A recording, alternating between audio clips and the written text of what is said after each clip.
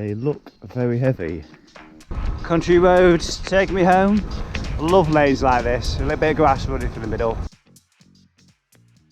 Good morning. Hello. How are we? Hope we're doing well. God, what a day yesterday was. Absolutely, well, very tiring. As you see, it's already light. It's 7:30 in the morning. Today, well, it's going to be a different sort of day. A lot shorter, a little less intense, pardon the pun. Today I decided I'm going to get on with Red GPS and put myself a little route together. Yes, this is my nature hike. I'll show you the outside when I can be bothered to move. But as you can see from the inside, it's pretty spacious. Very space in here. Rucksack, loads of junk, tripod there. And a big suitcase. Oh, cycling clothes. So basically, non-cycling, got relegated to the small rucksack. And the big suitcase is for cycling stuff. Do you know when you go away on a break, does your cycling gear, has it kind of taken over? You just don't take any normal clothes with you. Well, as you can see, I certainly have hardly brought any civilian clothes. Let me know down in the comments below what it's like for you. So this is my new home for the next few days. It's the High Hermitage holiday park. With the Vauxhall insignia there. My tent's hiding right behind it. Do you go to campsites very often? I often find the lights, with the stick everywhere, they just light up the field. And that's not good for sleeping, is it? So, park the car there just to block out a bit of light. There's a few places for hard standing motorhomes. Well, if I know how to play chess and had somebody with me, have a game of chess. They look very heavy. But of course they're not. That's interesting, you don't see that every day at campsite, do you? I've bought 3 power banks. The first one's nearly run out. I managed to charge some lighting, a couple GoPros, phone twice, 2 GoPros. It's all off one power bank, so it's quite good. Got a few more days left. I'm expecting now I'll have 1 full power bank still to go, because I just brought everything with me today. I thought, creature comforts, I'm here in the car, bring everything. I even remembered to bring my outdoor chair. So talking of tents, if you've not seen this before, it's from a company called Nature Hike. And this one is the longer too. As you just saw inside, it's really spacious. Big vest, so you've got basically 2 vestibules. I only ever use one, but I kind of perhaps should use 2 because it's a bit crammed on one side. Right, I'm going to have some breakfast. I've actually bought some eggs and some bacon with me, so kind of have a mini breakfast, I guess.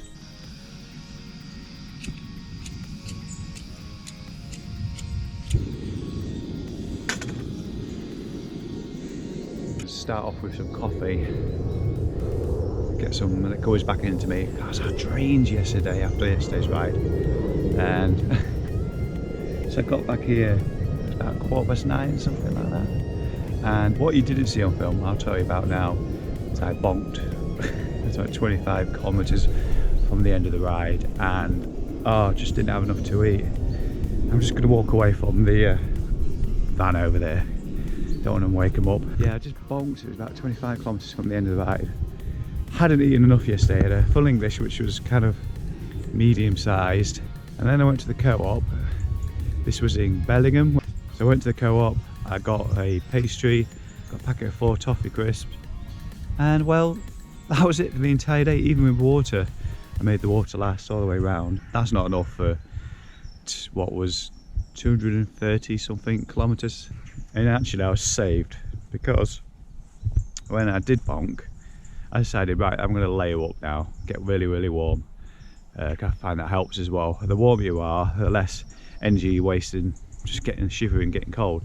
So I poured that on, and as I was doing that, I found 1 more toffee crisp in the top pocket of my gilet. So I was like happy all over again. So whatever you do on long rides, remember to eat properly.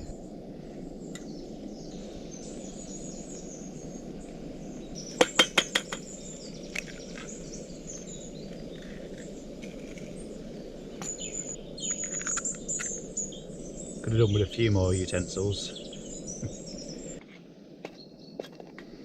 I go for a scrambled egg. bacon.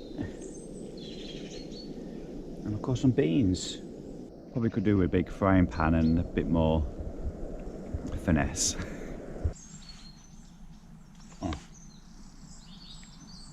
it's gorgeous. You know, I've done this enough now that I should remember to bring everything, but I also get something. And this time it's washing up liquid.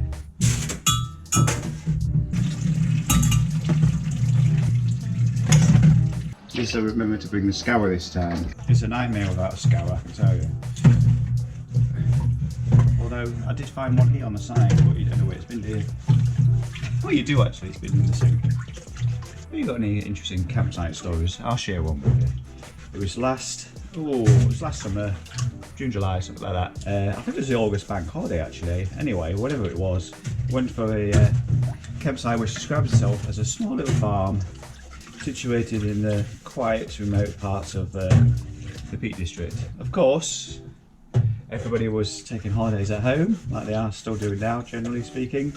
And I got there and it was not a quiet farm. It spread out onto 4 fields. There was no hot water to do your pots. Oh, it was bloody awful.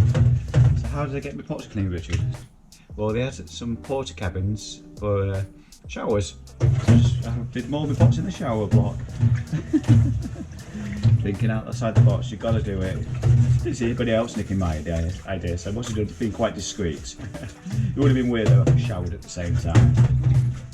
A tea towel would have been a good idea as well. So I just left Ovington here in Northumberland, just following cycle route number 72 at the moment to Hexham. Thanks to a bunch of people on Facebook on the cafe stop page, the cycling cafe stop page. I'll include a link below the description to it. It's at the golf club near Hexham. I just grab a quick cup of coffee. Don't know how I feel when I get there. It's only 20k in, so not very far.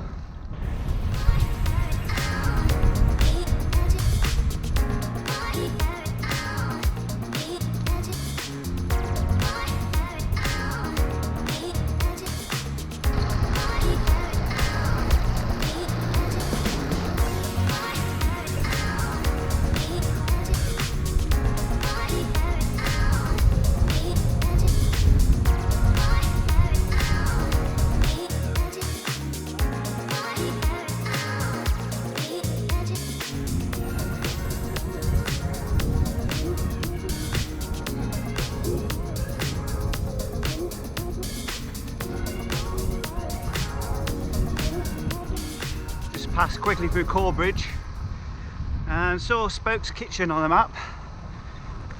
Again, people recommended that online. I'm going this way either on Tuesday or Wednesday.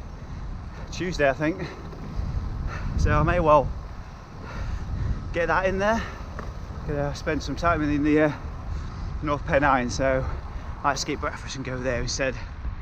So after yesterday's disastrous nutrition, can't even call it strategy, I'm having a bit of a liquid deficit today. I only had 2 coffees this morning before I left. Drank my way through more or less a full water bottle already. Just feeling so dry. Not good, is it? So I will be stopping in Hexham, I think.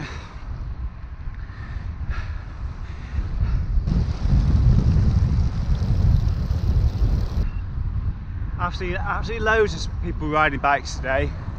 Yesterday I saw about 4 and only one of those was a road bike. Either I was riding where other people wasn't, or a lot of people just didn't want to brave yesterday's weather, which around here wasn't great. I had about 150 kilometres of drizzle and the rest was sunshine, but it was at least it wasn't cold until the sunset anyway. Which is probably what contributed towards my bonk, really, the cold and a bit of hunger at the same time. And I'm pretty sure it was more wrapping up warm than eating something, because what nutritional value was in a toffee crisp? And it's not instantaneous, is it?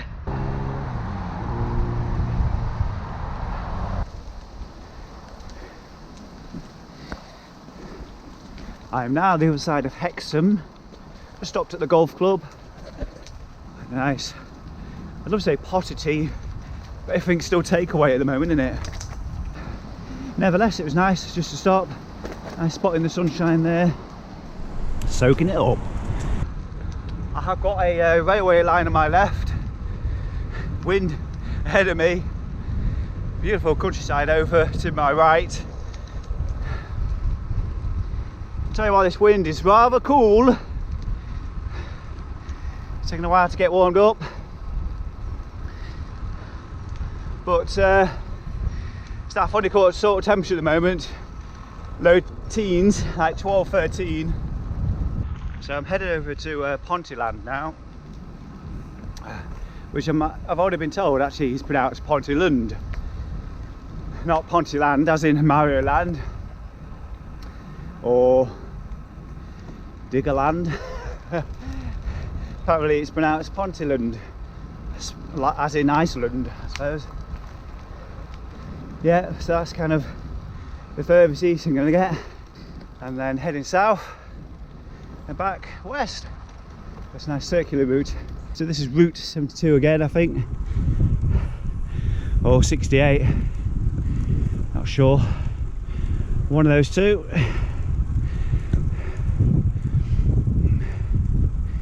Beautiful and quiet yet again though, just like yesterday.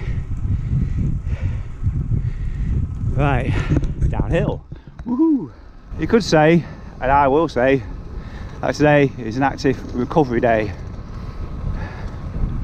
100 kilometres. I think it was about 1300 metres of climbing.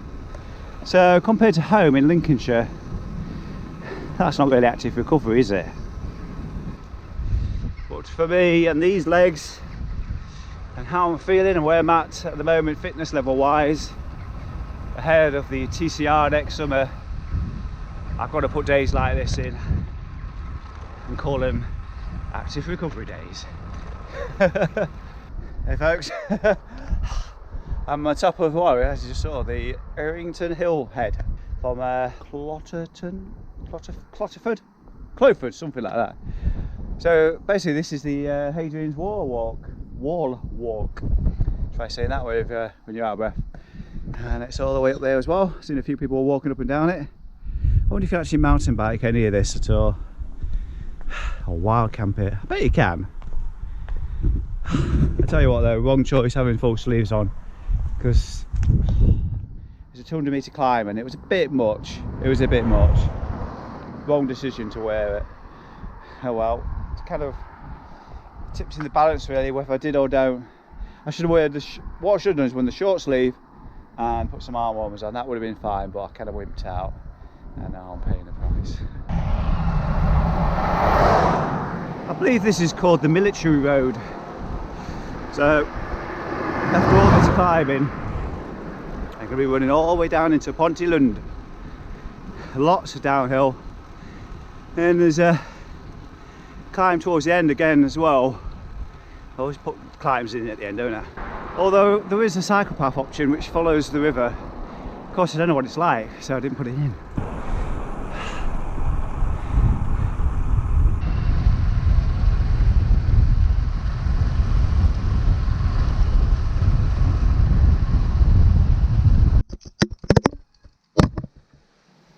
Oops. Down we go. Country roads taking me home to the place I belong.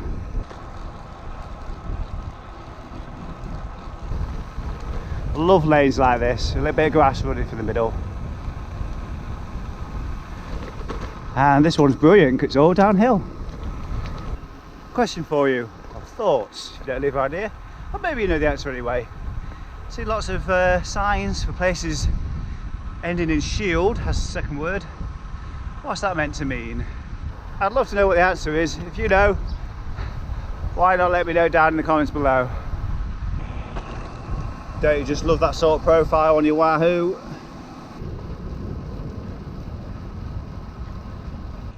Go through back lane to Dinnington, Newcastle. Just went through a gravelly like byway, I guess. And there's a bit of a lip at the end, you have to lift your wheel up. When you do that, do you go hup, hup? With a tyne on my left hand side. My route takes me along a road. I don't know if it's a main road or what. So I thought I'd venture along here. That was kind of always the plan. See how far it goes, and then rejoin the main road a little bit further up. Plenty of people joining the autumn sunshine. I believe, in fact I know, it's the Hadrian's cycleway. Coming this way also means I miss out on a giant hill just on the right. So this cycleway is 2 miles long. It's going to drop me straight into Wylam, which is like 1 village short of the campsite, so pretty much home. Well folks, that's it. Day 2 here in Northumberland over with. Don't forget, throughout the month of October, I'm riding in aid of St Andrew's Hospice, Grimsby. If you'd like to make a donation, I'll put the link below the video. I'm going down over rather quickly. Right, better concentrate now. As always, don't forget to like, comment and subscribe below the video. I'll see you again soon. Bye bye.